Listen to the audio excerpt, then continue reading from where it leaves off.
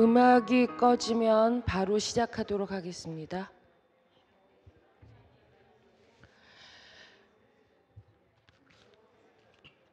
네, 43년 전 광주 학살이 벌어지고 있던 그때 저는 중학교 1학년이었어요.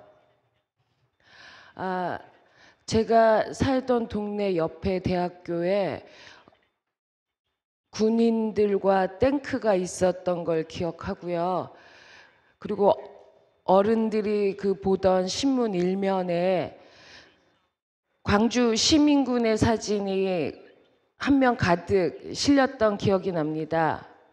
근데 그 시민군에 대해서 온갖 비난, 그러니까 뭐 폭도라든가 그런 식의 비난을 하던 언론과 학교에서 받았던 교육, 그런 것들에 대해서 질문을 던지면서 제가 인권이라는 걸 알게 된 것 같아요. 과거에 있었던 투쟁이 오늘의 투쟁을 가능케 했고, 오늘의 투쟁이 또한 내일의 다른 미래를 가져올 것이라고 생각하면서 오늘 인권 옹호자를 향한 도전과 과제 세션을 시작하도록 하겠습니다. 사회를 맡은 저는 인권연구소 창이라는 인권단체에서 활동하는 류은숙입니다.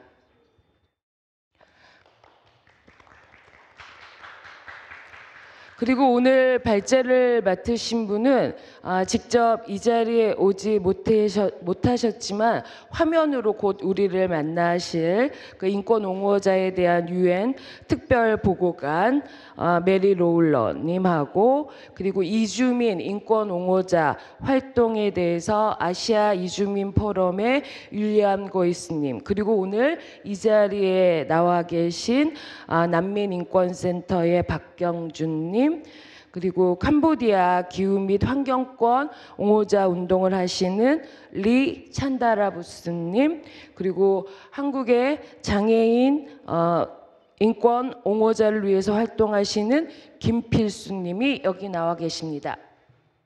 다 같이 함께 인사할까요?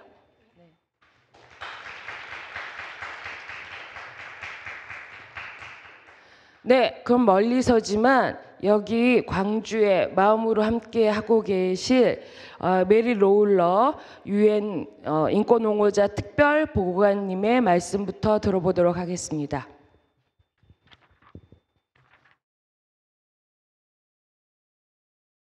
Dear friends, many thanks for the invitation to participate in this conference, and I'm very sorry that I can't be with you in person. I have done very few events with South Korean civil society, and so I really welcome this invitation, and I do encourage you to be in touch with my mandate. Indeed, I would welcome the opportunity to work more closely with the South Korean government to champion the issue of human rights defenders at the UN and other international forums. And any support you may be able to give me in this regard would be much appreciated. This month I will be completing my first term of the mandate, and it is a good time to reflect on the situation facing human rights defenders globally. Unfortunately, the situation remains very challenging. Human rights defenders continue to be killed in large numbers. My first thematic report to the United Nations Human Rights Council was on this topic because it is an absolute scandal that has been allowed to continue for far too long. The hundreds recorded killed each year are just the ones we hear about and tend to be located mostly in Latin America and Asia, and working on the environment or Indigenous people's rights. I am sure there are dozens more defenders being killed in Africa and the Middle East that we just haven't heard about. Last month, the civil society organisation Frontline Defenders released a report highlighting that over 400 human rights defenders were recorded as being murdered last year. I have chosen to make this issue a priority of my mandate because the phenomenon seems largely to be met with indifference, impunity, and I am determined to to try and keep it on the international agenda. A second trend that has struck me over the past 3 years are the sheer number of human rights defenders who are being charged with offences related to terrorism, subversion and national security crimes. And it's in every region of the world. By conflating human rights defence with terrorism, governments are both attacking the individual human rights defender and making a mockery of the whole concept of human rights and the rule of law. It is truly shocking to equate defence of human rights with terrorism, when in fact it is the exact opposite. Instead of inspiring terror and fear, human rights defenders inspire hope and courage. In a report I did to the General Assembly in 2021, I highlighted the case of 148 human rights defenders in 24 countries who had been sentenced or who were at risk of being sentenced to 10 years or more in prison for their peaceful work.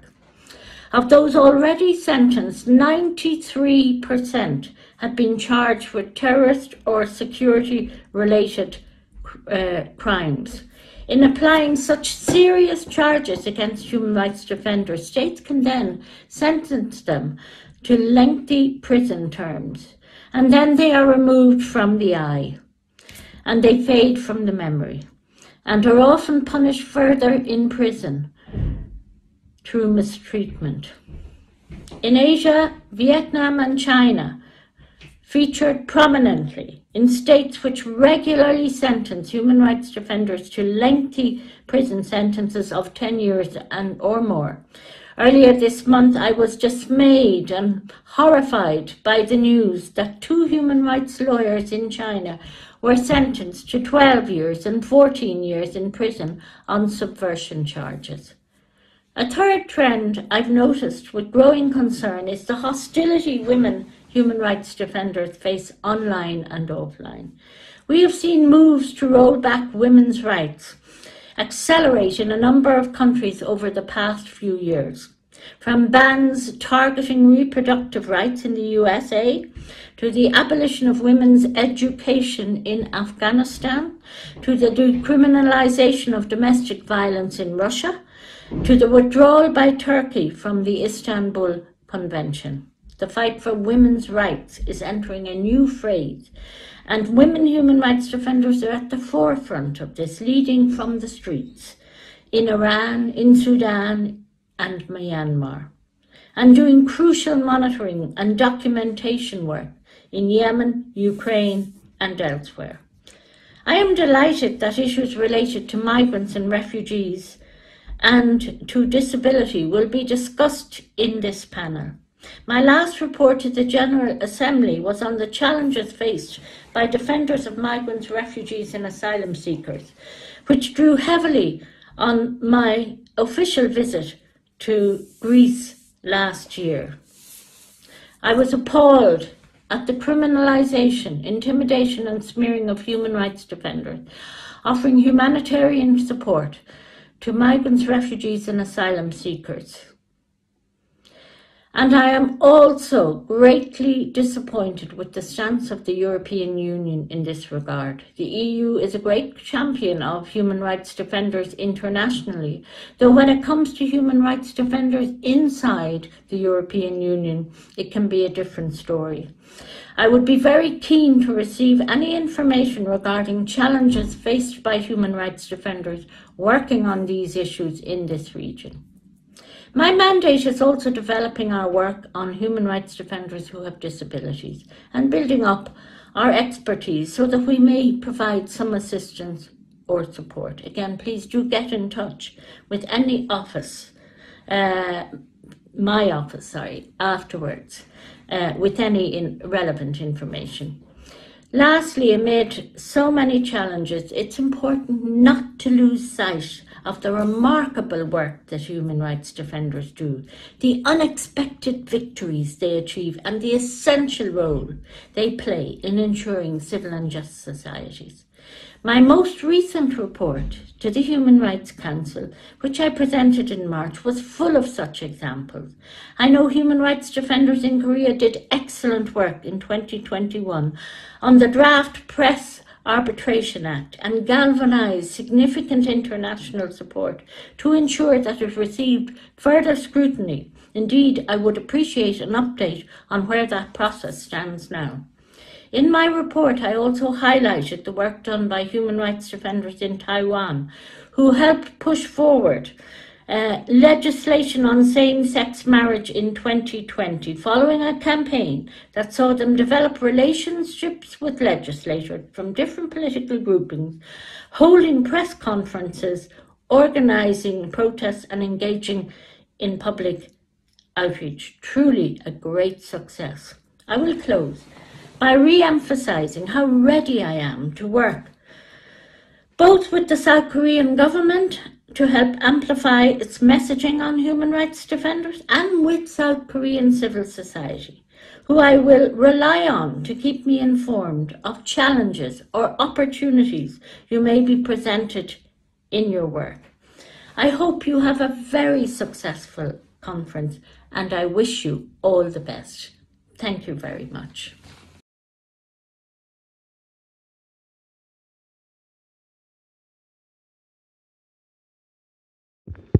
네, 메리 로울러 특별보고관께서 세계 곳곳에서 인권 옹호자들이 겪고 있는 고통들에 대해서 얘기를 나눠주셨습니다. 저는 들으면서 인권 옹호자들이 이런 고통을 겪고 있다면 그 고통은 그래도 가시화되어 있는데 그 뒤에 비가시화된 더 많은 사람들의 고통이 있지 않을까, 그것이 생각되었습니다. 그래서 인권 옹호자들이 겪고 있는 이 고통은 어떻게 보면 일종의 그 탄광 속의 카나리아 같이 우리한테 뭔가 징후를 알리는 그런 신호탄이 아닌가 생각하면서 우리의 연대의 마음을 다져봅니다. 그러면 두 번째로 아시아 이주민 포럼에서 활동하시는 윌리엄 고이스로부터 이주민 인권 옹호자 활동에 대해서 들어보도록 하겠습니다.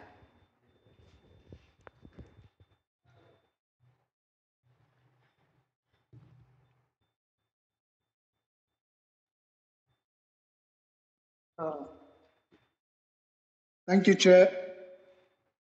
Let me just. All right.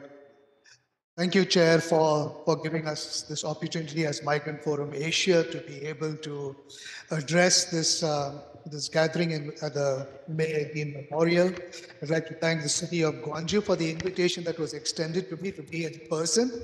Unfortunately, due to visa issues, I was not able to get in there on time.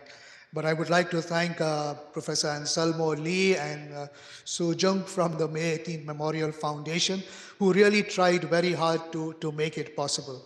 And I look forward to being present at some time in the future, physically present sometime in the future. Let me begin then by putting things in context. We are celebrating this year, as in the video message of Volker Turk, the High Commissioner, the 75th year of the Human Rights UDHR Declaration. We are also celebrating the 25th year of the Human Rights Defenders Declaration. And we continue to, and in these days, we are celebrating the May 18th uprising where young people stood for democracy. Within this context, that we have to look at this issue of human rights defenders today and to see how the meaning of human rights defenders expands across to so many different constituencies. The current human rights system that we have was set up to address two basic freedoms, freedom of want and freedom of fear, which basically in some ways split up into the big conventions, the Economic, Social, Cultural Convention and the Political and Civil Rights Convention. But today we live in a world where you have 281 million people, migrants across the world. That is 3.6% of the global population. When we look at the issue of mobility today, and Article 13 of the UDHR talks of the right to mobility, it is very important for us to reflect on Volker Turk not Volker Turk, later on James mentioned that if we were to negotiate something like the UDHR today, it might not be possible. But that is the challenge that we have before us. When we talk of 281 million people that are migrants today. When we look at this migrants, the minute a migrant worker crosses an international border, that migrant worker becomes disenfranchised. What does that mean? In most countries of origin, the capacity or the ability for migrant workers, once they have crossed an international border, in terms of fundamental rights, is taken away, and they become just commodities in the labor market. This is in reference largely to migrant workers. When they become commodities in the labor market, they are at the mercy of an employer. In our region, in the Asia region, most of the mobility for work happens along temporary labor migration schemes. And the temporary labor migration schemes tend to be very exploitative of migrant workers' rights. The very fundamental rights of freedom of association, which is an ILO's which is a fundamental right under the international labor standards, is something that is not granted to migrant workers. Yesterday we heard about Anselmo talk about SDG+. In SDG+, we talk about social inclusion. Migrants are often, in most societies, seen as the other. Migrants are discriminated against as people who take on the jobs of locals. Migrants are blamed for depression of wages. Migrants are subject to racist and discriminatory practice.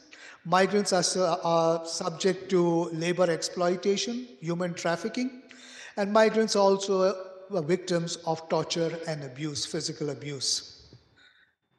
A large portion of the migrants in Asia are also women migrant workers.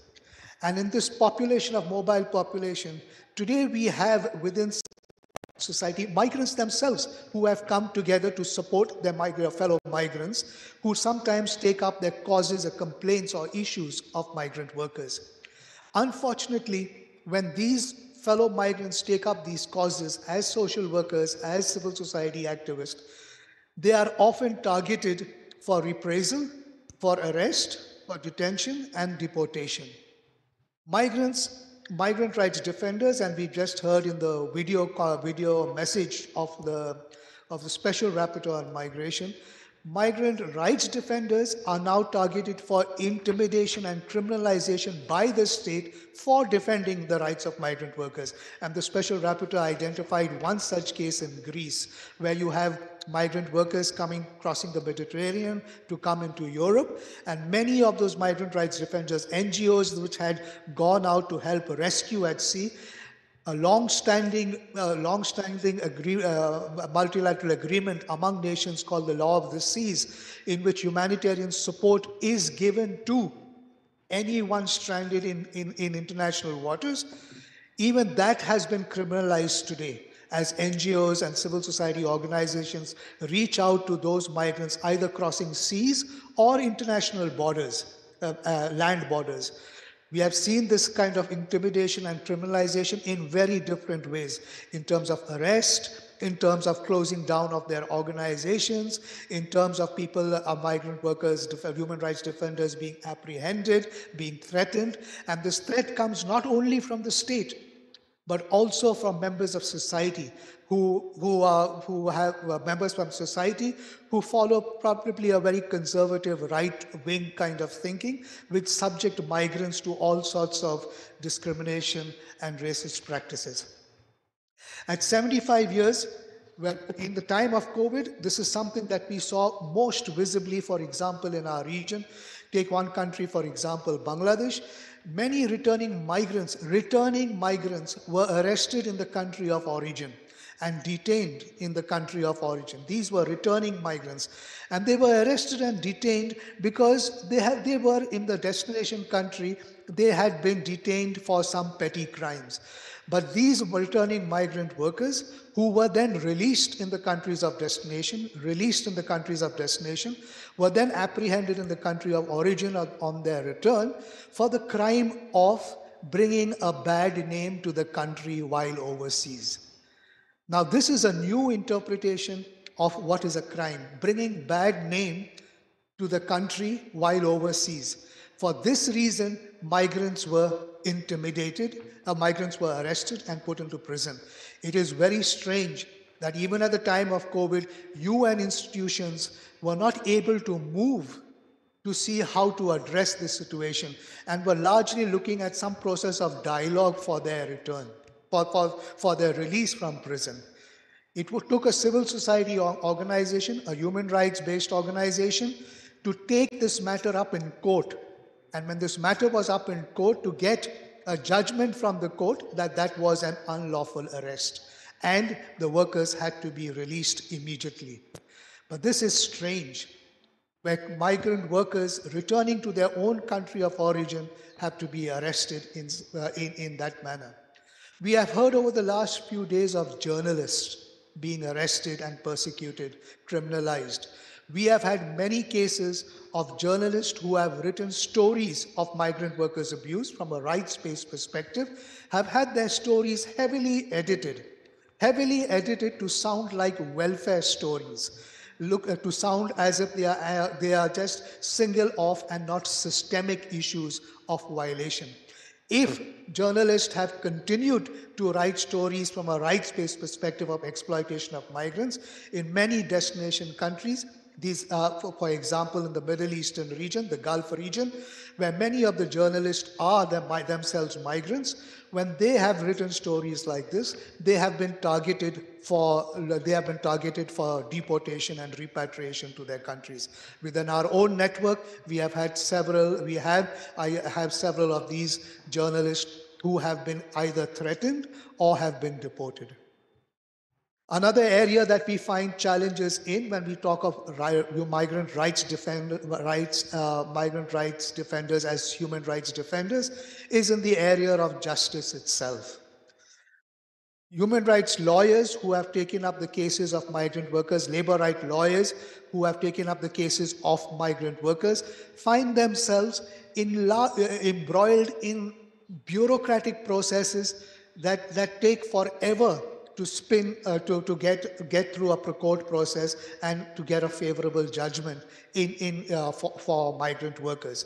It has reached the point where lawyers are today telling migrant workers openly that they should not file cases in the courts because the process would be too long, too costly, and even if the case is won, there is no guarantee that what is due to them by way of compensation would be something that is ensured. So many migrant workers have resorted to just either returning back home or not following the access to justice route because of the hopelessness of the access to justice route in countries of destination for them.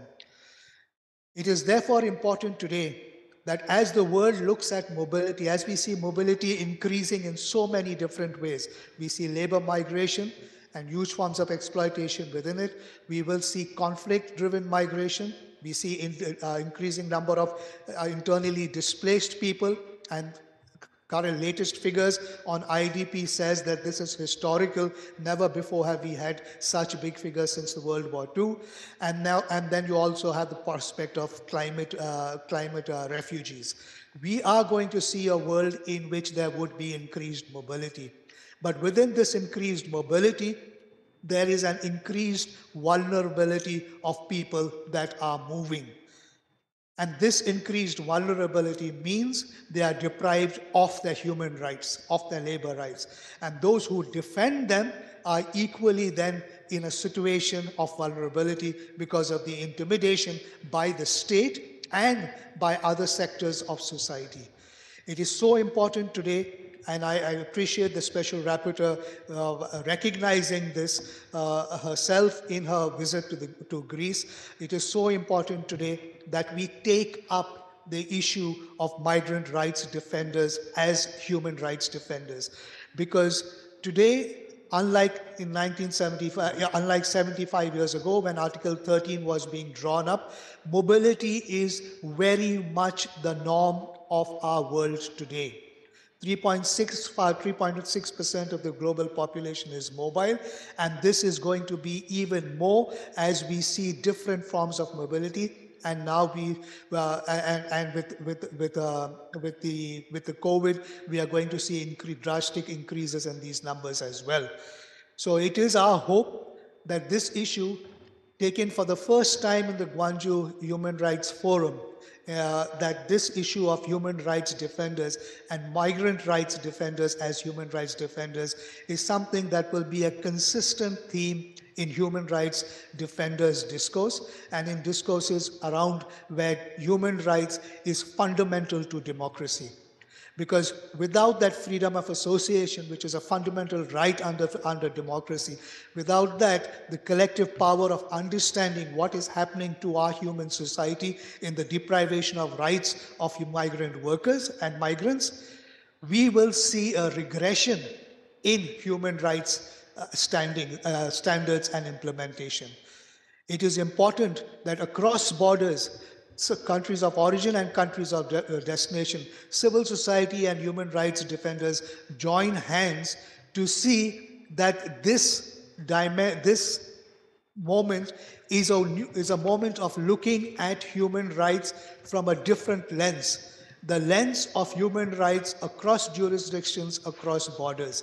It is no longer about preserving the human rights within the jurisdiction of the state. But when we defend migrant human rights, we defend the universality of human rights across borders. Thank you very much.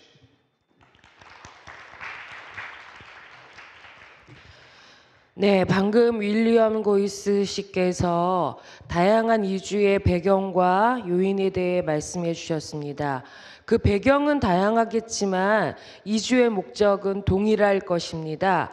자신의 존엄성을 위하여, 존엄한 삶을 위하여 이동하는 것이겠죠. 그런데 그 이주가 너무나 취약성에 처하게 된 것, 그 취약성에 대해 똑바로 응답하는 것이 인권 옹호자들의 책임이 아닌가 합니다. 그러면 이제부터는 이 자리에 계신 분들의 발제를 들어보겠습니다. 한국의 난민 인권의 현황과 난민 인권 옹호자의 도전과 과제에 대해서 난민인권센터의 박경주 님께서 말씀해 주시겠습니다. 네, 소개받은 박경주입니다. 네, 발표를 드리겠습니다. 한국의 난민 제도는 자본주의 후발국의 필요였습니다. 그러니까 그 말은 무슨 말이냐면 난민 제도 자체가 그리고 난민 인권 운동 자체가 제도화된 운동이라는 의미입니다. 그렇기 때문에 오늘 여기서 다뤄진 혹은 방금 발표해 주신 발표자님의 상황과는 조금의 결이 다른 폭력들이 한국에서 작동하고 있습니다. 예를 들어서 한국의 난민들에 대한 인종주의 혹은 폭력은 노골적인 폭력의 경향보다 제도적인 이름으로 자행되거나 혹은 난민들을 방임하는 상황에 몰아넣어서 진행되는 경향들이 큽니다. 이것은 제도화된 운동이 갖는 특징일 수 있고요. 그래서 합법적인 폭력이 작동합니다. 네, 아이러니하지만 제도를 통한 폭력이 난민들에게 작동하고 있습니다. 이와 함께 난민 인권 운동이라는 영역 역시도 한국에서는 매우 신생의 인권 운동입니다. 그렇기 때문에 많은 경우 현재 난민 인권을 옹호하는 한국의 활동가들은 이 문제를 노동으로서 접근하는 차원이 큽니다. 그렇기 때문에 현재 포럼에서 보고되고 있는 여러 인권 옹호자분들의 어려움과는 조금의 결이 다른 어려움들이 있겠고요. 그리고 그 문제는 많은 경우 노동의 문제인 측면에서 접근할 필요가 있겠다는 생각을 해봅니다. 네, 제가 쓴 발제문들을 쭉 읽으면서 이제 좀 말씀을 드려보겠습니다. 브루디에라는 사람이 있는데요. 이 사람이 90년대 이후에 이제 프랑스나 북미 지역들의 비참의 상황들을 조사하는 과정에서 확인한 하나의 커다란 경향은 그 비참의 곁에 있는 사람들이 함께 무너지고 있다는 것이었습니다.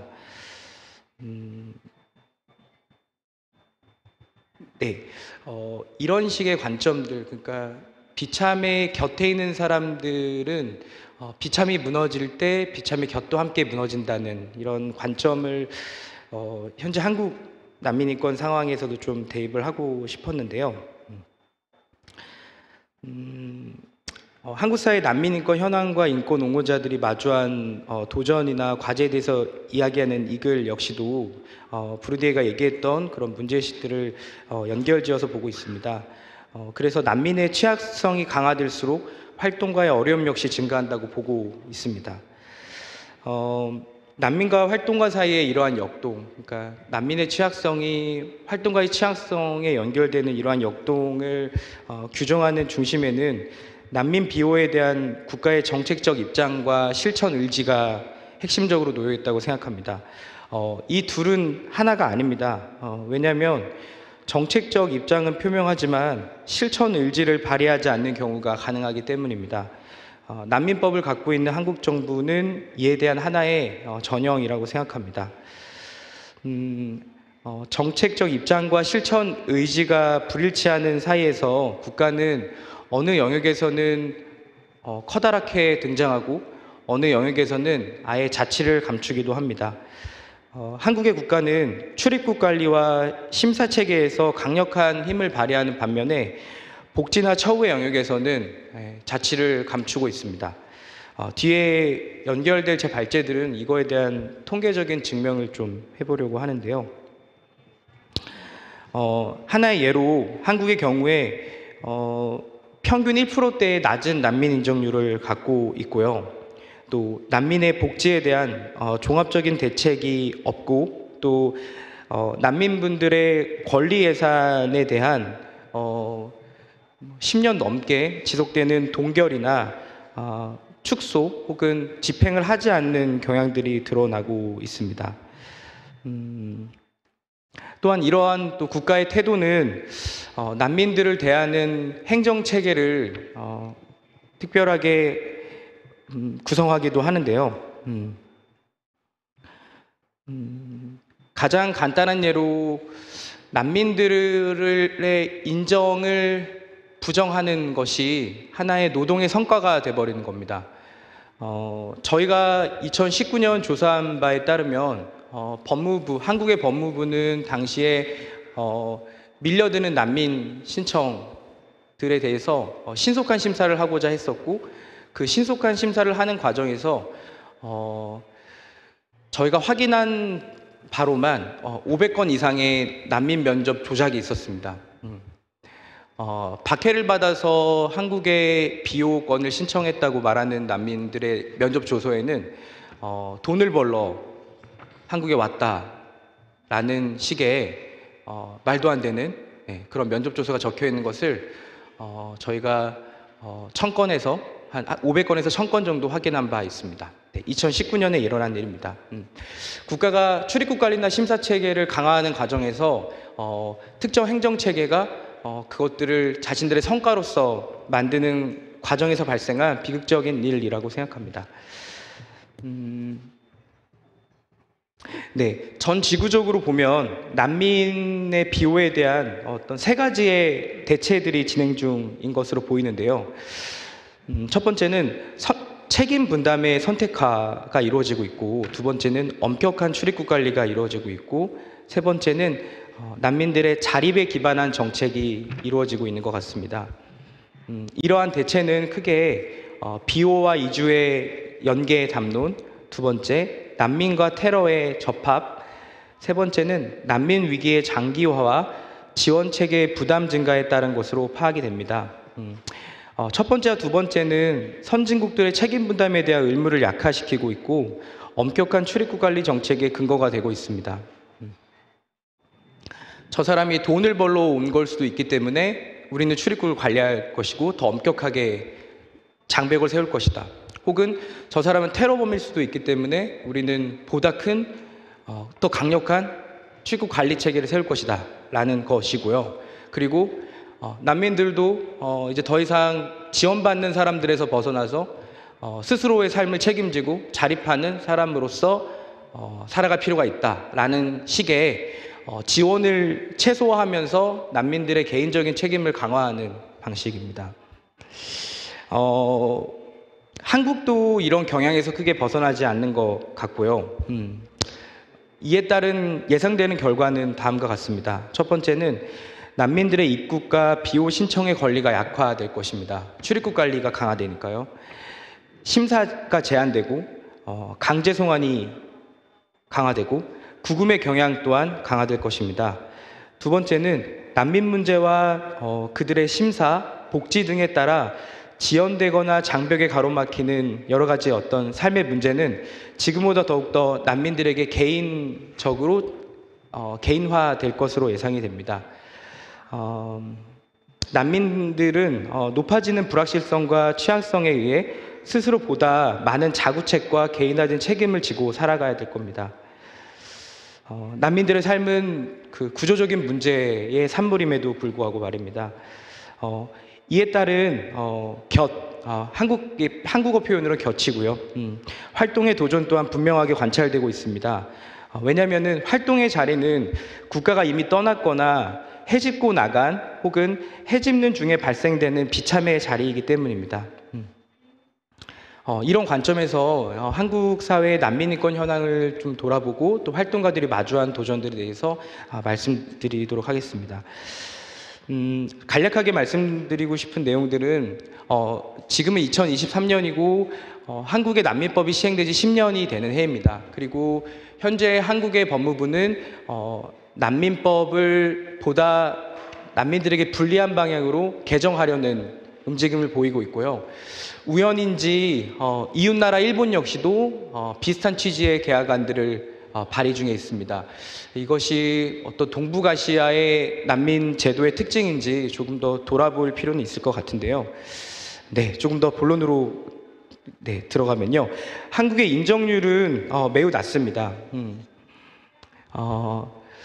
이제 한국은 그냥 한국이 가만히만 있어도 1만여 명 이상의 난민들이 매년 난민 신청을 하는 국가가 되었습니다. 네. 그런데 G20의 이제 인정률을 보시면 일본은 0.3%의 인정률을 보이고 있고요. 그리고 한국 역시도 1.3%라는 아주 낮은 인정률을 보이고 있습니다. 이것은 G20의 근거에서도 매우 낮고 또 OECD 국가의 인정률을 봐서도 매우 낮습니다. 한국의 인정률이 낮은 거에 대해서 몇몇 사람들은 인정률이 낮은 것이 문제가 아니라 실질적으로 한국이 난민을 보호하고 있는 보호율을 봐야 된다라고 주장하기도 하는데요.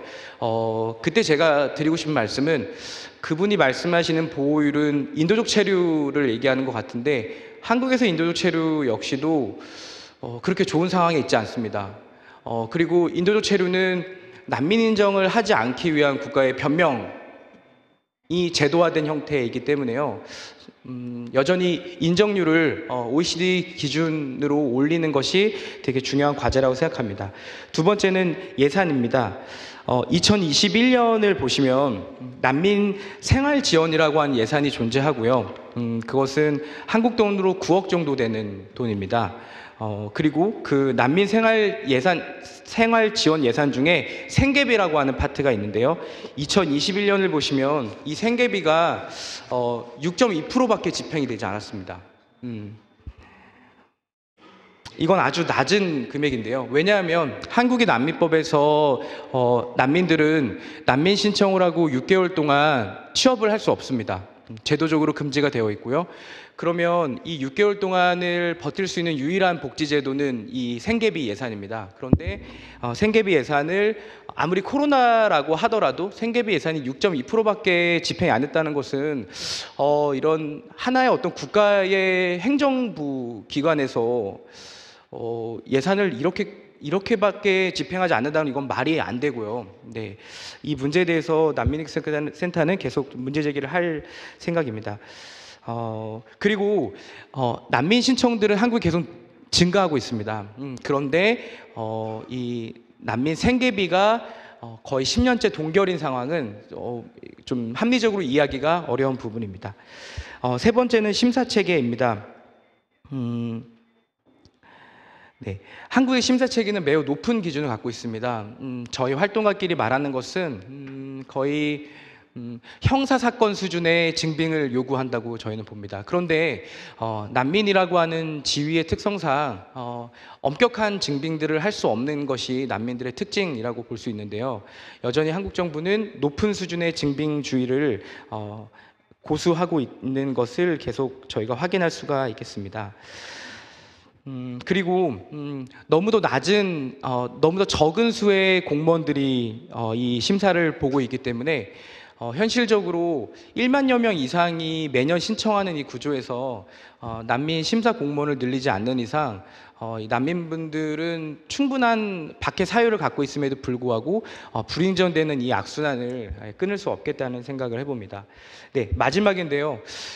인정률이 낮고 또 적은 심사관을 갖고 있는 한국, 그리고 엄격한 출입국 엄격한 그 증빙을 요구하고 있는 한국의 상황에서 그렇기 때문에 증가하고 있는 것은 난민 재신청자들입니다. 그런데 지금 한국에서 진행되고 있는 난민법 개정안의 핵심 골자는 이 난민 재신청자들의 재신청을 법적으로 금지하려고 하고 있는 것입니다. 난민들이 충분한 박해 사유, 합리적인 박해 사유를 갖고 있어서 신청을 했고, 그런데 한국 정부는 이에 대해 인정을 하지 않는다면 난민 신청자가 할 수 있는 선택은 끊임없이 신청을 하는 수밖에 없는 겁니다. 근데 지금에 진행되고 있는 난민법 개정안은 이 재신청자들의 신청 권리를 박탈하겠다는 것을 주요 골자로 하고 있습니다. 네, 이러한 어떤 난민 인권의 그 한국의 상황들, 네, 이런 현황들이 또 난민 인권 옹호자들에게 미치는 영향들이 있는 것 같은데요. 조금 넘겨서 가장 먼저는 제가 이 난민 인권 옹호자 문제를 좀 노동의 문제로 접근하겠다고 말씀드려서, 첫 번째는 업무와 노동 강도가 증가하고 있습니다. 한국의 난민인권 운동은 되게 신생 운동이기 때문에 되게 적은 수의 난민 단체들을 갖고 있습니다. 근데 난민 신청률은 증가하고, 그러면 그에 따라서 활동가들의 조금 이런 업무들이 장기화되고 또 이런 상황들이 좀 반복되고 있습니다.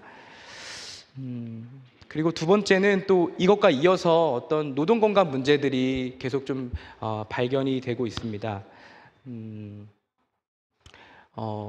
활동가들의 그 활동 지속 연수가 보다 짧아지고 있고, 또 이런 번아웃 조사들에 따르면 그 번아웃 되는 경향들도 계속 높아지는 추세인 것 같습니다. 또 세 번째는 상황이 맞을지는 모르겠지만 여전히 단체 운영에 좀 어려움을 겪고 있는 그런 또 흐름들도 있습니다. 그리고 또 2018년이 한국의 난민 제도에 있어서는 되게 큰 사건이었는데요. 예멘 출신 난민분들이 500명 정도가 한국에 도착한 것입니다. 지구적으로 보면 아주 낮은 숫자이지만 한국 사회는 2018년에 한번 뒤집어졌었습니다. 그에 따라서 난민에 대한 어떤 그 조직화된 혐오들이 등장하고 있고, 또 이것을 응대하는 어떤 난민 인권 옹호자들의 또 도전들이 또 계속 예상되고 또 지속되고 있는 상황입니다. 네, 저는 여기까지만 발표를 하겠습니다. 네.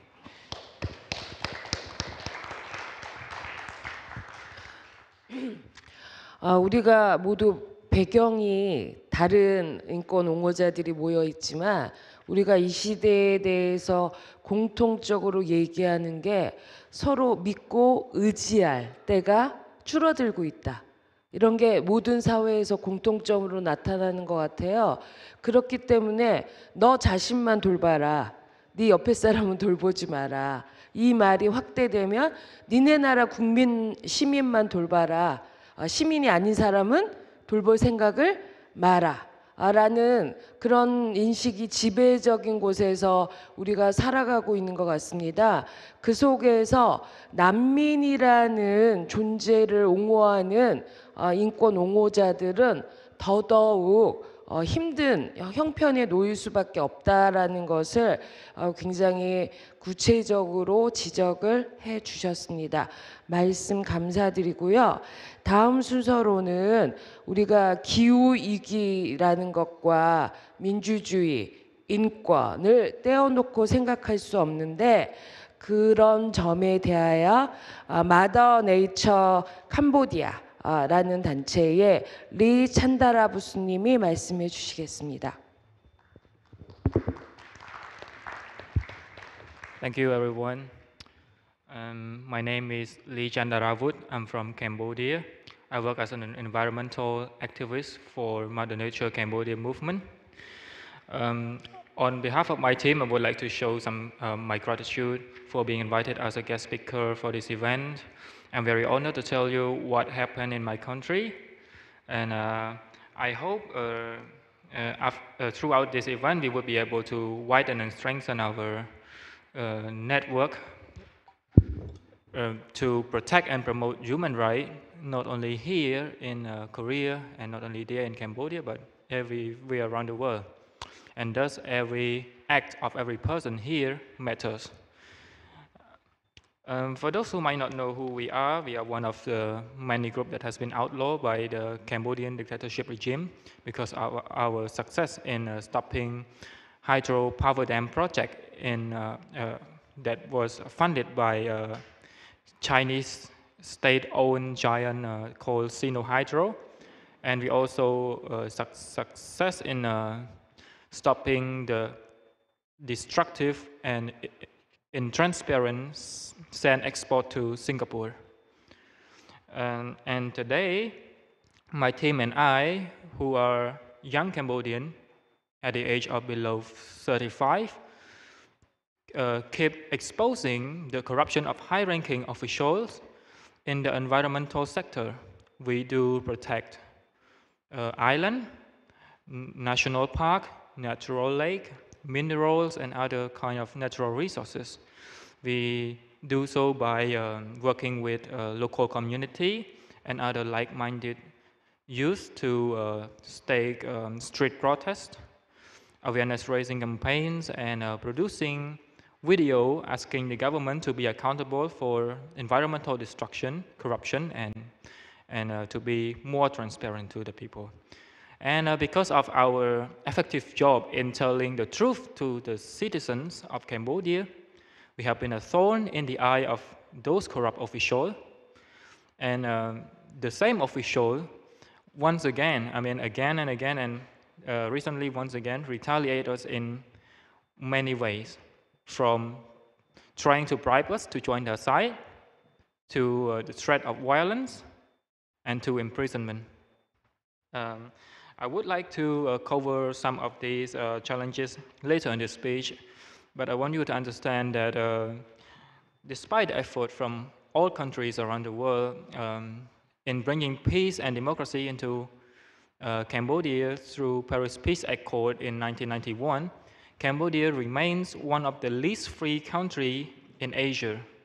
Democracy is just a facade of the ruling party to keep getting support from the international community. However, in the present, the facade is even fading away. We have seen the only meaningful opposition party was dissolved by the court, and recently the Candlelight Party was banned from running the election. We have seen independent media were arbitrarily forced to shut down. And those media are very rare to start with. And we have seen politicians, activists, teachers, workers, land dispute victims are jailed. we are on the brink of becoming a total dictatorship. And some might already argue that we are a total dictatorship. Yeah.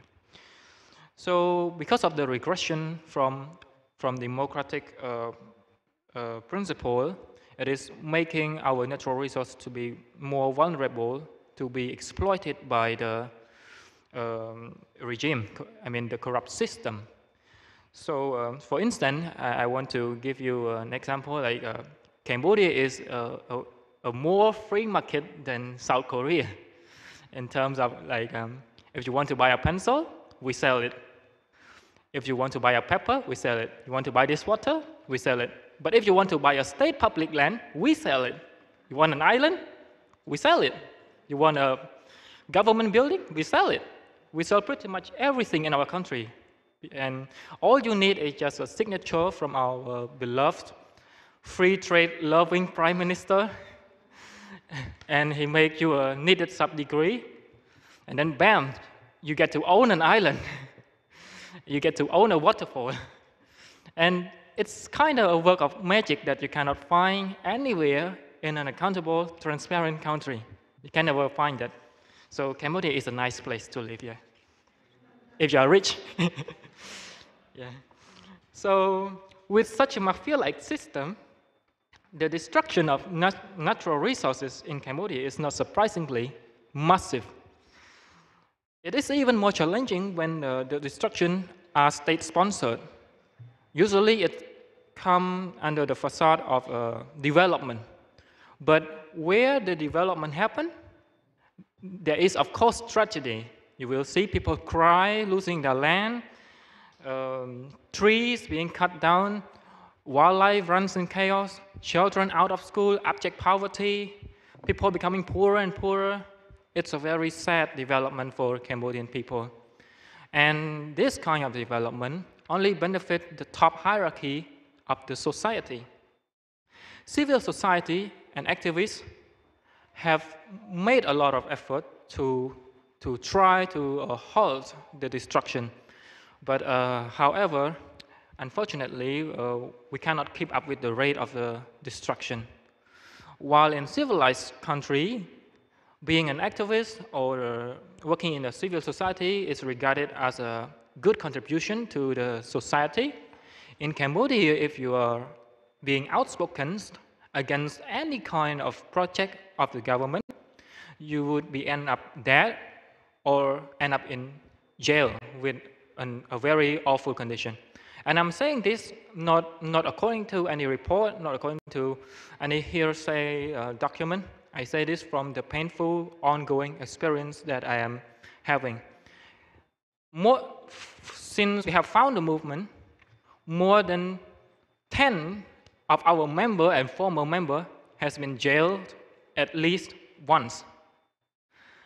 Some of the people, like me, has been jailed for 6 months, some for more than a year, 14 months. And we were jailed just simply because we were asking the government to at least not to destroy the last biggest lake in Phnom Penh, or just to take a sample of the sewage water that is being directly dumped into the Mekong River without any treatment. Since the court system is merely just a puppet of the politicians, government can easily arrest people anytime they want without any evidence, without any warrant. All they need is just a phone call or an order from the so-called judge. And the popular allegation in Cambodia, maybe maybe just like what happened in Thailand, in Myanmar as well, is what we call incitement, that can lock you up in the prison for 2 years. But since lots of people, went to jail and come back and still working, so they kind of like the allegation against activists has become even more bizarre. In 2020 and 2021, I and my team, 6 of us, has been charged with plotting against the government. And we were released on bail on November 2021.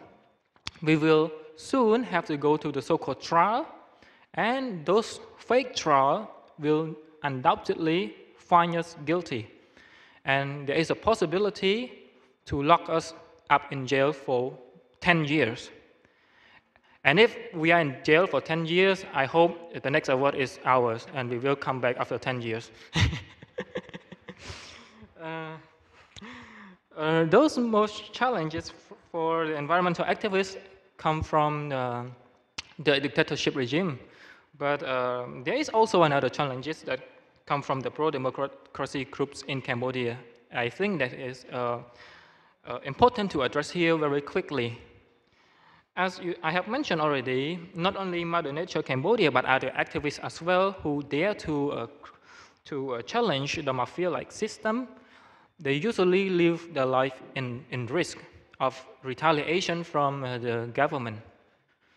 But as I noticed, the more the government persecute any activist, the more they become isolated. So because at some point I myself, we feel like we were in the battlefield, a fierce and lively battle with no backup. We just have to keep fighting without expecting much help.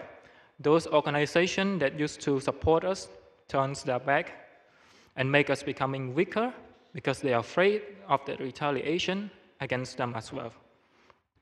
As a result, human rights and environmental activists in Cambodia are usually chronically underfunded, and so they lack of human resource as well. It's very hard to find a human resource because they have a family to feed.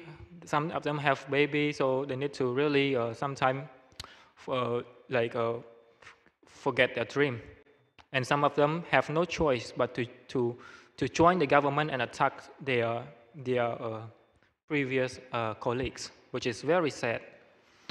And so I would like to take this floor to call for reunification of the relevant stakeholders, organization, movement, older and younger generation, brother and sister, national or international, to once again join hands to support each other in bringing peace and democracy to the world.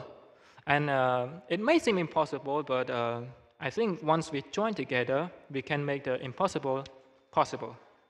And yes, we might have different approach. You might not agree in my approach. I might not agree in your approach.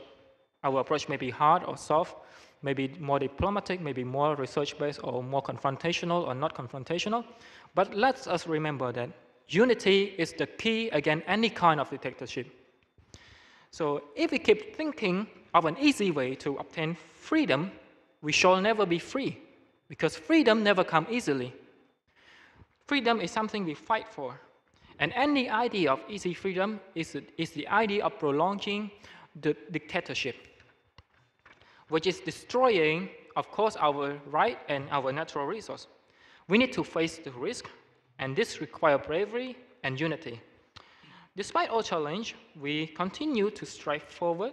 The possibility of being arbitrarily jailed once more or being hit in the head is not something we are looking for.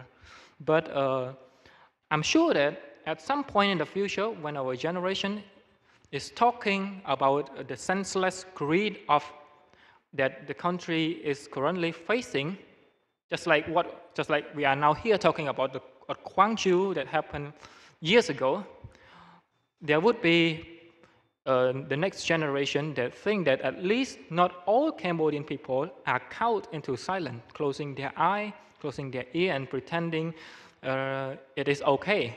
At least there are some brave young Cambodians who are willing to fight for the benefit of the country. And I would like to end my speech because with some lines, because I've seen we are facing many problems, like activists in Myanmar, activists in Iran, and in Thailand. We are being persecuted all around the world. But I want you guys to keep up hopes, because only with hopes we could continue working. we lose the battle when we lose hope. And throughout the history, at the end, the victory belongs to the people. People shall prevail, and protecting our freedom is never be a crime. Thank you very much.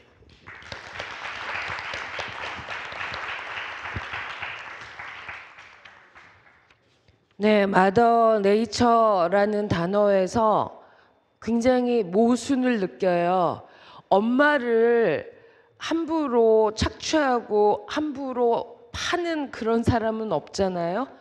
자연을 마더라고 부르면서 말씀하신 것처럼 모두 다 팔아치울 수 있는 그런 것으로 다루는 것이 우리의 인권과 미래를 얼마나 파괴하고 있는지를 너무 절절하게 고발해 주셔서 감사합니다. 예, 오늘의 마지막 발제인데요. 한국의 인권운동에서 가장 치열하고 가장 뜨겁게 투쟁하고 있는 단체라고 감히 제가 말씀드릴 수 있습니다. 전국 장애인 차별철폐연대의 김필순 기획실장님께서 장애인 인권 운동에 대해서 말씀해 주시겠습니다.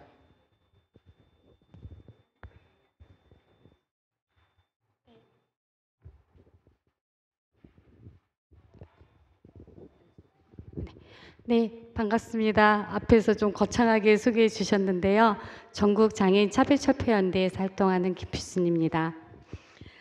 네, 앞에 두 분의 발제, 현장 발제 들으면서 난민 인권 옹호 그룹에서 겪는 어려움은 장애인 인권 운동을 하고 있는 활동가들이 겪는 어려움과 같다라는 생각이 들었고요. 또 앞에서 마더 네이처 캄보디아의 단체 활동을 들으면서 저희 전국 장애인 차별철폐연대도 한국 사회에서 불법 단체로 찍혀서 여전히 큰 곤욕스러운 상황들을 겪고 있습니다. 저희가 같은 어려움을 가지고 있는 인권 옹호 활동가로서 서로의 지지와 격려가 더 필요한 시점이라는 말로 발제 시작하도록 하겠습니다. 한국의 장애인 인권 현황이랑 장애인 인권 옹호자에 대한 도전과 과제로 발제 드릴 건데요.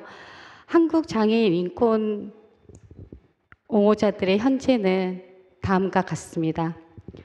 저희는 2021년 12월부터 서울의 지하철역에서 지하철 타기 행동을 하고 있습니다. 저희가 지하철 타기 행동에서 내세우고 있는 구호는 장애인도 이동하고 노동하고 교육하고 지역사회에서 건강하게 살자, 이 단순한 시민적 권리를 외치고 있습니다. 오늘로 지하철 선전전이 364일차를 맞이했습니다. 오늘 아침 8시도 서울의 국회의사당역에서 저희의 동료들은 그 앞에서 말했던 장애인도 이동하고 교육받고 노동하면서 지역사회에서 함께 살자라는 구호를 가지고 아침 선전전을 진행했습니다. 네, 이렇게 선전전을 진행하고 지하철 행동을 하고 있는 것은 2021년부터만 진행된 것이 아닙니다. 전국 장애인 차별철폐연대는 2001년, 22년 전부터 장애인 인권 운동을 하고 있습니다. 지하철역에서 장애인과 함께 지하철 타기 캠페인을 하고 있습니다. 이 지하철 타기 행동은 많은 휠체어를 이용하고 있는 장애인들이 일렬로 지하철을 탑승하는 캠페인을 하고 있습니다. 그 과정에서 지하철은 출입문이 좀 더 늦게 닫히는 경우들이 발생할 거고요. 그거를 저희를 구의로 지연시킨다라고 시민과 정부에서는 말하고 있습니다. 이런 지하철 타기 행동을 시작하게 된 거는 2001년 지하철역에서 노 부부가 지하철을 이용하는 과정에서 리프트를 타다가 사망하는 사건이 발생했기 때문입니다. 그 이후로 저희는 지하철이라는 공간에서 이 투쟁들을 이어가고 있고요. 이 지하철 타기 행동은 장애인 차별적 사회적 구조에 대한 비판, 그리고 일상적인 공간에서 장애인을 출연시킴으로써 장애인도 시민임을 알리는 상징성을 갖는 장애인 운동의 주요 시위 방식으로 자리매김하고 있습니다. 그런 상황에서 2021년 12월 3일부터 시작된 지하철 행동이 더 강력하게 된 이유는 저희의 활동을 정부는 불법 단체로 지정하며 불법 행위로 인정하고 있기 때문입니다. 저희는 올해 1월 2일 새해 투쟁에서 차가운 승강장에서 14시간 동안 지하철 탑승을 거부당했습니다. 그리고 많은 장애인 인권운동 활동가들이 경찰 조사와 검찰의 송치를 앞두고 있습니다. 그리고 서울교통공사는 전장년에게 6억 상당의 손해배상을 청구하고 있는 상황입니다. 이런 여러 가지 상황에서도 저희의 투쟁은 오늘 아침에도 지속되고 있습니다. 그럼 한국의 장애인 인권 현황에 대해서 먼저 말씀드리도록 하겠습니다. 한국의 장애인 인구는 264만 명, 전체 인구의 5.1%에 해당됩니다. 해외 주요국의 장애인 출연율이 10%, 15%, 많게는 25%에 해당이 되는데 한국 사회는 전체 인구의 5%에 불과한 장애 출연율을 보이고 있습니다. 그만큼 엄격하고 까다롭게 장애인의 권리를 인정하고 있다는 말로 해석될 수 있을 것 같습니다. 하지만 한국의 장애인 관련 예산은 GDP 대비 0.6%, OECD 평균 국가의 3분의 1 수준에 불과합니다. OECD 국가의 거의 하위 수준에 머물고 있습니다. 이렇게 불평등한 예산 구조에서 알 수 있듯이 한국의 장애인들은 교육, 노동, 이동, 정치 참여 등 다양한 분야에서 시민권이 배제되고 있습니다. 먼저 교육권 분야를 말씀드리겠습니다. 대한민국의 헌법과 교육기본법에는 신체적 등의 이유로 교육에서 차별받지 않아야 한다고 명시되어 있습니다. 하지만 여전히 중증장애인은 소외되고 배제당하고 장애인에 대한 교육 불평등은 교육 격차를 심화시키고 있습니다. 2020년 장애 실태조사에 따르면 장애인의 55.3%가 중졸 이하의 학력을 가지고 있고 무학은 비장애인에 비해 3.4% 높습니다. 반면 대학 이상의 졸업은 비장애인에 비해서 3.1배 낮은 수준입니다. 한마디로 아직도 학교에 가지 못하는 장애인들이 있고 대학을 졸업한 장애인은 소수라는 점입니다. 또 장애인의 평생교육 참여율은 비장애인의 참여율에 비해 매우 낮은 수준입니다. 성인이 된 장애인, 그리고 학교를 가지 못한 장애인, 시설에서 나와서 지역사회에서 살아가야 되는 장애인들에게 평생교육은 필수입니다. 그래서 저희는 2021년 4월 장애인 평생교육법을 발의했고 2년간의 논의도 제대로 이루어지지 못했습니다. 근데 오늘 이 시간에 저희 대한민국 국회에서는 장애인 평생교육법 발의에 관련된 공청회가 열리고 있습니다. 그 공청회를 통해서 장애인의 평생교육의 필요성들이 확인되고 법안의 통과까지 올해 이루어지길 이 자리에서 다시 한번 말씀드리고 싶습니다. 다음으로는 장애인 노동 상황입니다. 한국의 장애인 노동 상황들도 낮은 수치입니다. 장애인의 경제활동 참가율과 고용률은 전체 인구의 절반 수준이고 그 반면에 비해서 실업률은 전체 인구의 1.5배 높은 상황입니다. 또 장애 안에서도 중증 장애인은 경증 장애인에 비해 경제활동 참가율이나 고용률은 또 절반인 수준입니다. 대한민국은 장애인 의무 고용률을 정해놓고 있습니다. 국가와 그리고 기업이 의무적으로 장애인을 고용해야 한다는 법률이고요. 이 법률 안에 정부 부분은 그나마 의무 고용률을 지키고 있지만 민간 부분은 이 의무 고용률조차 지키지 않고 있습니다. 법을 지키느니 차라리 벌금을 내겠다라는 한국 민간 기업의 입장을 보여주고 있습니다. 또한 한국은 장애인에게 최저임금을 적용하지 않아도 된다고 하는 최저임금 적용 제외 조항을 두고 있습니다.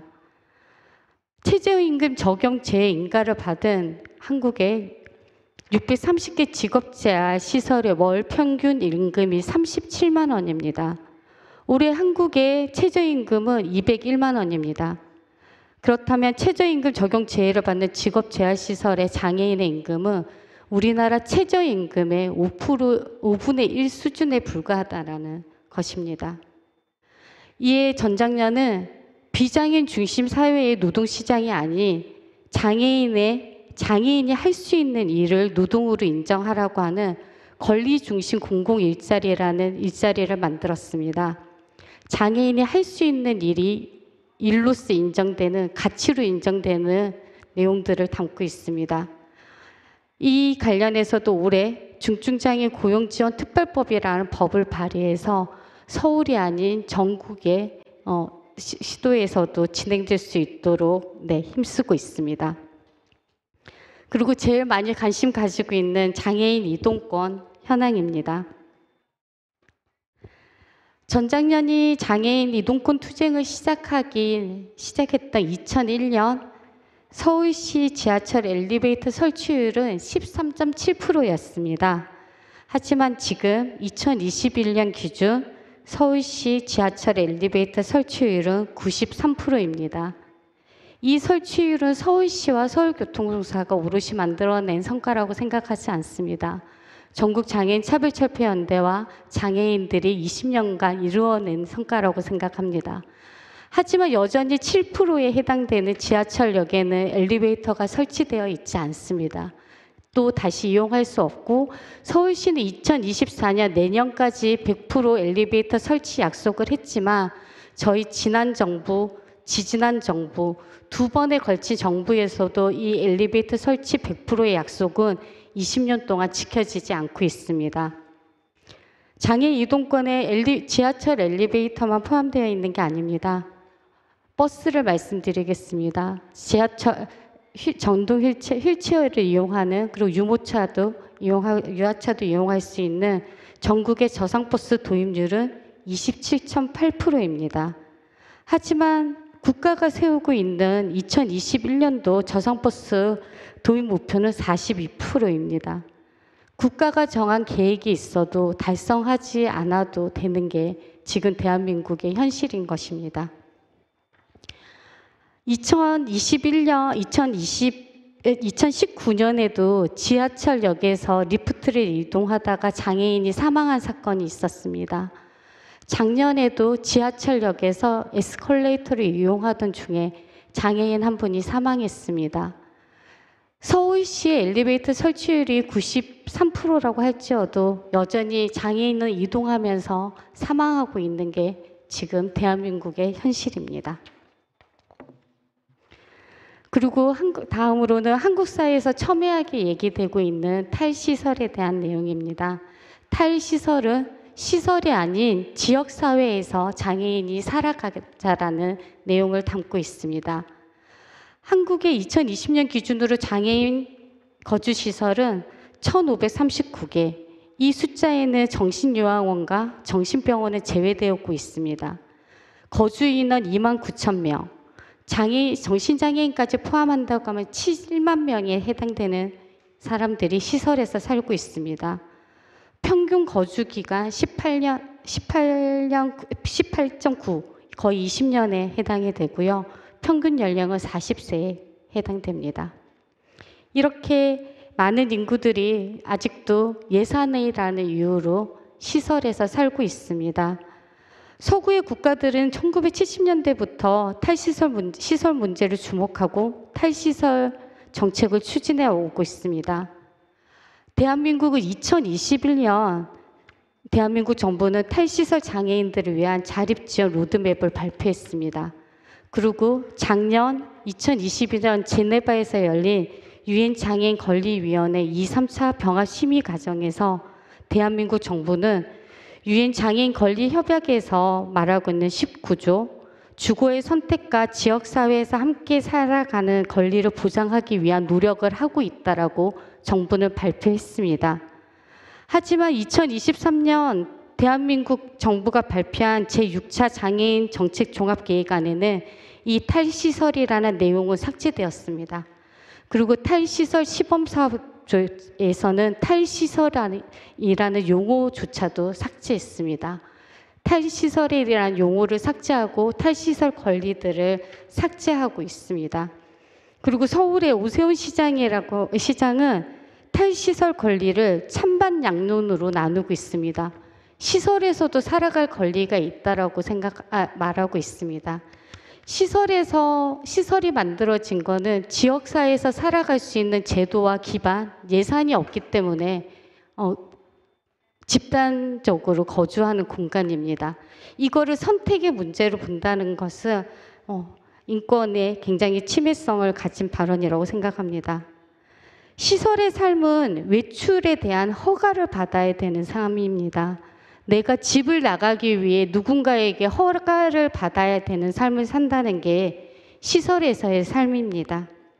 자율성이 없는 통제된 삶, 그것이 시설사회의 삶인 것입니다. 이러한 한국 사회의 장애인 문제를 가지고 한국 정부의 태도에 대해서 말씀드리도록 하겠습니다. 저희의 이런 정당한 집회와 시위를 대한민국 정부는 불법 행위로 매도하고 있고, 정부 인사와 정치인들은 이것들을 혐오로 선동하고 있습니다. 야당의 전 대표는 전장년이 시민을 볼모로 잡고 있다. 전장년과 장애인 인권 활동가들에게 비문명 프레임을 씌우고 사회적 혐오를 추동하고 있습니다. 추경호 기획재정부 장관은 전 부처가 요구하는 상황을 다 담으면 대한민국 사회가 망한다며 장애인 예산 증액을 일축하고 있습니다. 앞에서 말했던 장애 옹호자들의 과도한 미인 형사상 처벌 시도는 계속되고 있습니다. 2021년 7차례 진행한 3천만 원의 손해배상에 이어서 2023년은 총 75차례에 대한 시위에 대해서 6억 상당의 손해배상을 청구하고 있고, 이 손해배상 청구액에 대한 구체적인 계산식도 공개하고 있지 않고 있습니다. 저희는 서울교통공사의 이러한 거액의 손해배상 청구를 전략적 봉쇄소송이라고 말하고 있습니다. 전략적 봉쇄소송은 국적 관심사나 사회적 중요성을 가진 문제를 비정부 단체나 개인을 상대로 제기하는 민사소송을 얘기하는데요. 가령 정부나 지자체가 자신의 정책을 반대하는 시민들을 대상으로 명예훼손이나 불법 행위 등의 이유로 민사소송을 거는 겁니다. 돈으로 권리를 말하지 못하도록 하고 있습니다. 그리고 활동가들의 과도한 수사와 경찰 수사와 검찰 송치가 이어지고 있습니다. 시위의 집 감자 쪽으로 관련 있는 활동가들을 포괄적으로 기소하고 송치하는 것은 인권 옹호 활동가들의 활동을 위축시키고 그들에게 과도한 법 집행을 예고하고 있는 것입니다. 또한 저희의 집회 시위에 대해서 과도한 진압과 집회 시위를 방해하고 있습니다.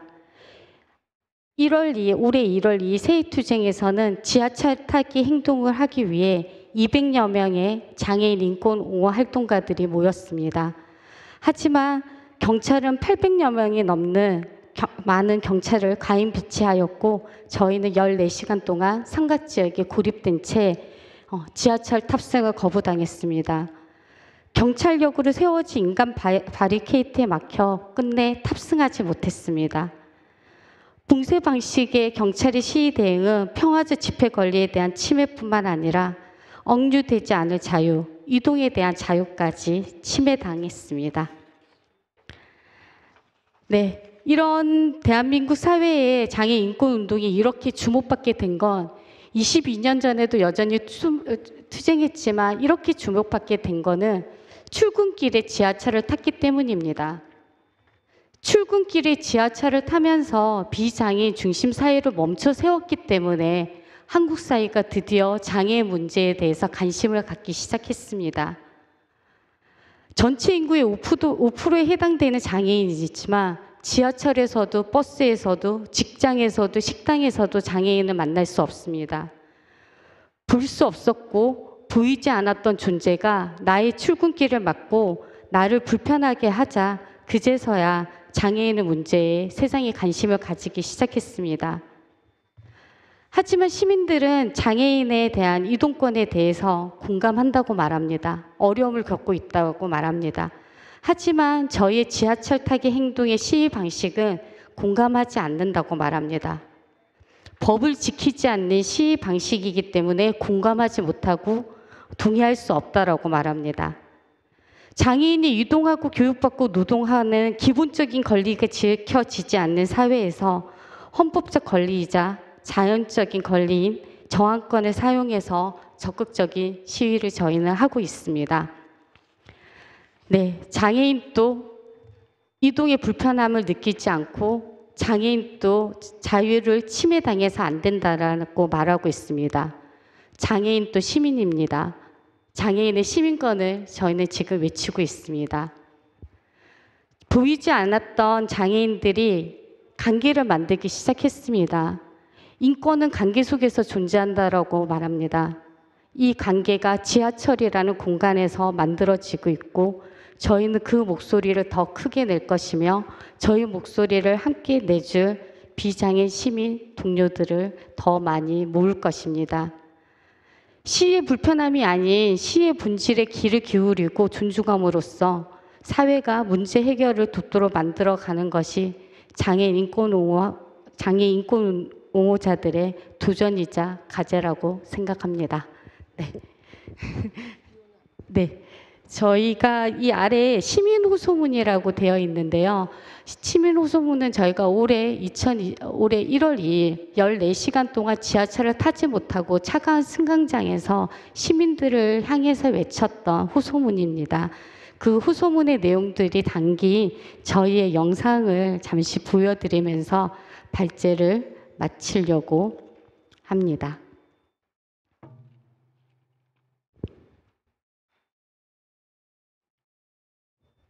네, 영상 연결해 주시면 좋겠습니다.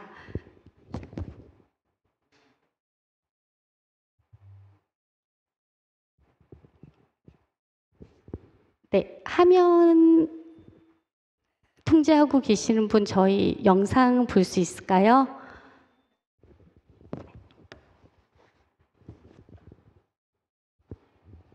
플레이 버튼 눌러주시면 됩니다. 네, 뒤로 플레이 버튼 눌러주시면 됩니다. 자동으로 넘어가게끔 되어 있는데 네, 지금 시스템상 안 되는 것 같으니까 동영상은 인터넷으로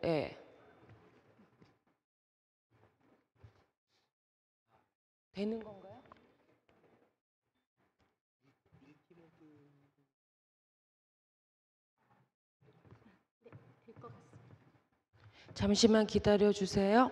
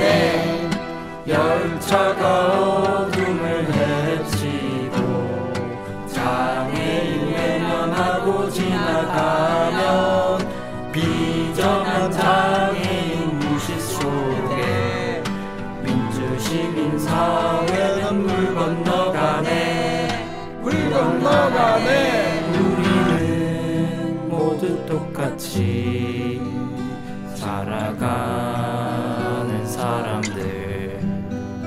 우리는 모두 똑같이 사는 사람들 우리는 모두 똑같이 나이 드는 사람들 우리는 모두 똑같이 열차 타는 사람들 열차여 기다리고 사람이 여기 있어 차가운 수강장 앞에서 장애인 노래를 외치고 있어 열차여 문 여시오 시인이 여기 있어 오늘 하루 우리에게는 경제 자본을 나와줍니다. 장애인도 지하철 타게 해주세요. 장애인도 지하철 타게 해주세요. 장애인도 지하철 타게 해주세요. 장애인도 지하철 타게 해주세요.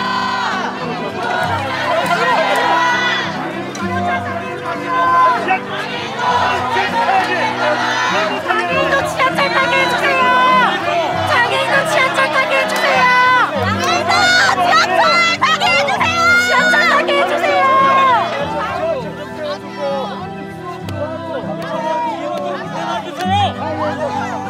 지하철 좀 태워주세요. 지하철 태워주세요. 지하철 좀 태워주세요. 장애인도 시민입니다. 열차가 어둠을 헤치고 출근길 하루가 시작되면 차가운 눈초리와 혐오 속에 장애인 인권을 외치고 있네.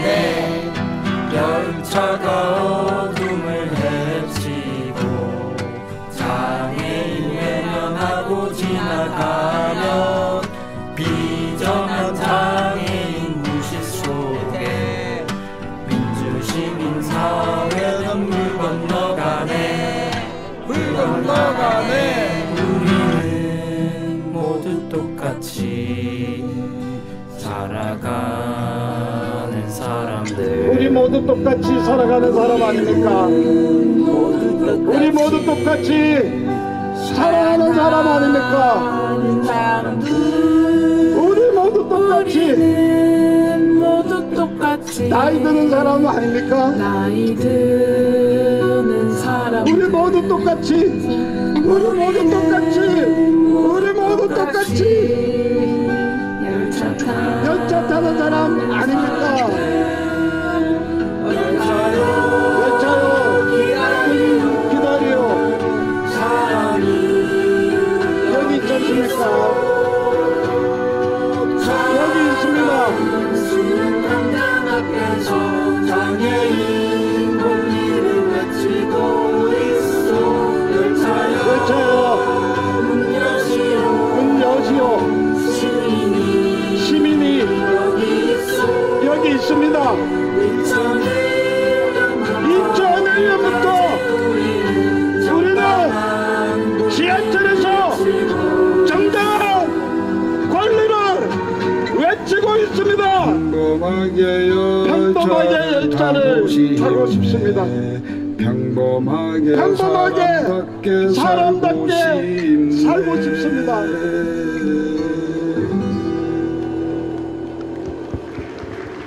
감사합니다. 동지들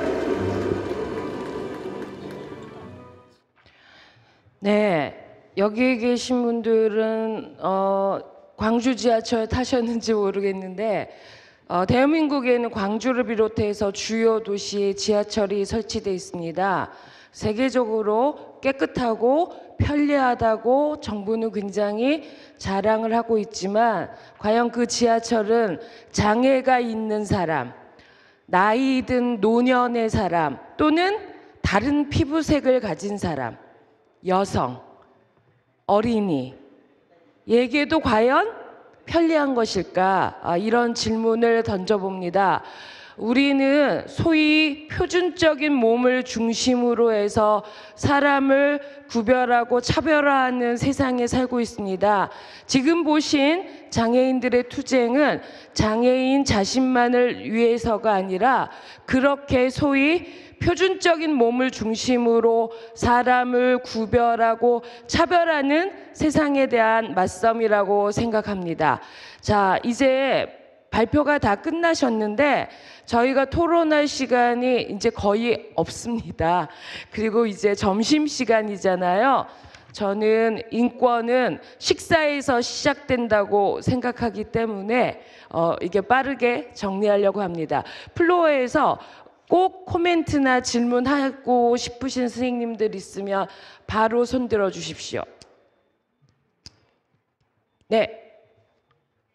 없으시면 저기 말씀하시고 나서 시간 관계상 말씀하시고 난 다음에 스피커들께서 한마디씩 하시고 마치는 걸로 하겠습니다.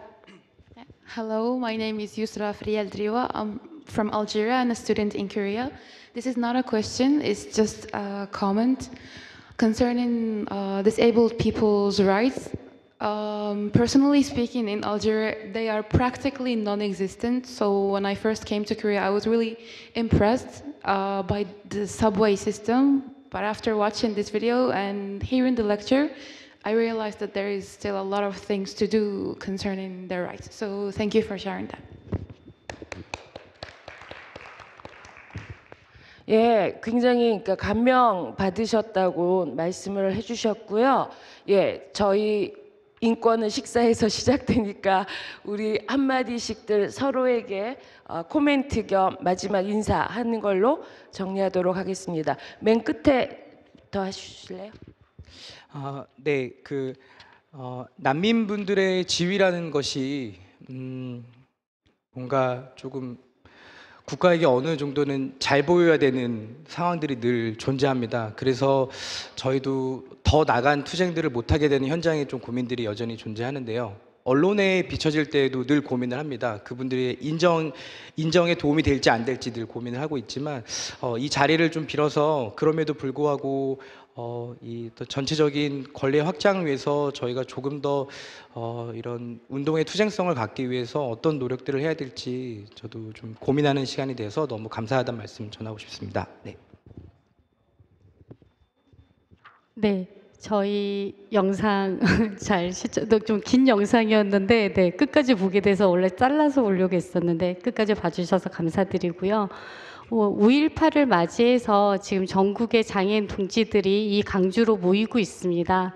오후 2시에 송정역에서 강주의 지하철에서 장애인의 권리를 외치는 기자회견을 하고 여러분들이 오늘 저녁에 같이 하실 전야제 행진에도 같이 하기 위해서 전국의 동지들이 오고 있습니다. 그때에도 같이 인사 나눠주시면 좋겠습니다.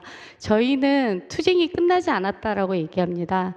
2022년 동안 투쟁해 왔고 그 투쟁은 아마 지금도 오늘도 내일도 그 다음에도 계속될 것이고 그리고 저희 같이 하고 있는 저희 시민사회 단체분들 그리고 국제사회 단체들과의 연결들도 계속 만들어 가도록 하겠습니다. 감사합니다.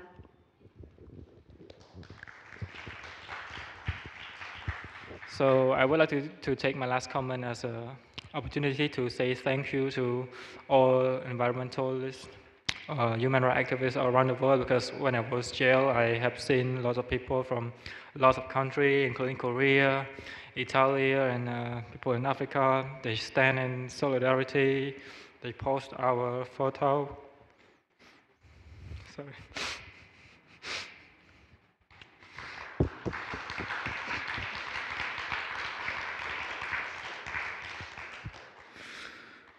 It's very emotional for us to come back and see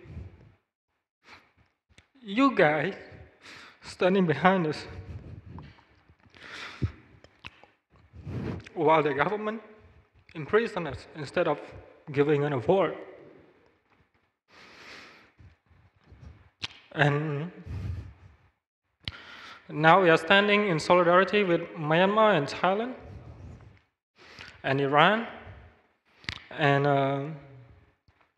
I know that we face a lot of problem, especially in Myanmar. Change not come easily. It's very hard to fight for freedom, but you have to face it. You have to take the risk and keep up hope, because you don't lose battle because your movement is broken. You don't lose the battle because the government killed 1 or 2 of us. You don't lose the battle because you are jailed for 10 years, for 30 years. You only lose the battle for democracy when you lose hope, when you don't want to fight for it anymore. As long as you have the breath, you have the courage, you have the power to stand up, there will be hope, and at the end, freedom shall prevail. Thank you.